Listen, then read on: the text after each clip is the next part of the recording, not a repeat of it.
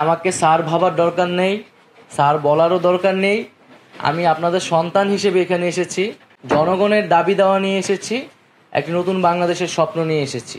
গণমাধ্যম কর্মীদের থেকেই শুনেছি বা আরও বিভিন্ন মানুষের কাছ থেকে শুনেছি মত প্রকাশের স্বাধীনতার উপর নানাভাবে বাধা তৈরি করা হয়েছে।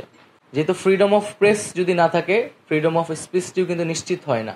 গণমাধ্যমের স্বাধীনতা নিশ্চিত করতে আমাদের কাজ করতে হবে। সেই জায়গায় বিভিন্ন ধরনের আইন এবং বিধিনিষেধ রয়েছে। আমাদের এই আইন এবং বিধিনিষেধগুলো কিন্তু পুনর্বিবেচনা করতে হবে। বাক স্বাধীনতা বা প্রেসের স্বাধীনতা যাতে সেখানে বাধাগ্রস্ত না হয়।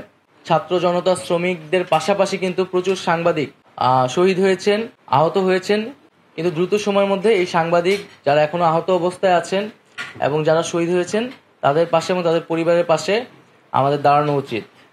এখন আমি আপনাদের কাছে সেই সহযোগিতাটা কামনা করছি। যে আন্দোলনের মাঝে কিভাবে ইন্টারনেট বন্ধ করে দেওয়া হয়েছিল, একটা ব্ল্যাক আউটে চলে গেছিল, এখানে কি হচ্ছিল কিছুই জানা যাচ্ছিল না। একদিকে ইন্টারনেট বন্ধ করে দেওয়া হয়েছিল, সোশ্যাল মিডিয়া বন্ধ, আমাদের কোনো বক্তব্য কিন্তু একটা সময় সেই সময় প্রচার করা হতো না। আমাদেরকে অনেক মিডিয়ার অনেক জায়গা থেকে বিভিন্নভাবে সাপোর্ট দেওয়া হয়েছে। এই আন্দোলনের পুরোটা সময় যারা ফিল্ড লেভেলে কাজ করেছে তারা আমাদেরকে নানাভাবে সহায়তা করেছে, এই আন্দোলনে জনগণের পক্ষে থেকেছে। আমরা যদি গণতন্ত্র চাই, আমাদেরকে গণমাধ্যমের স্বাধীনতা, মানুষের বাক স্বাধীনতা নিশ্চিত করতে হবে। যে সাগররুনি হত্যাকাণ্ড, এই হত্যাকাণ্ড খুবই বেদনাদায়ক, খুবই নির্মম, এবং আমরা জানি এই হত্যাকাণ্ডের বিচার নিয়ে কি পরিমাণ প্রহসন করা হয়েছে। এই সাগররুনি হত্যাকাণ্ড সহ এই ধরনের যে হত্যাকাণ্ডগুলো হয়েছে, সাংবাদিকদের উপর নিপীড়ন হয়েছে, এই বিষয়গুলোর তদন্ত করতে হবে এবং মন্ত্রণালয়ের জায়গা থেকে সেই ভূমিকাগুলো আমরা অবশ্যই পালন করব।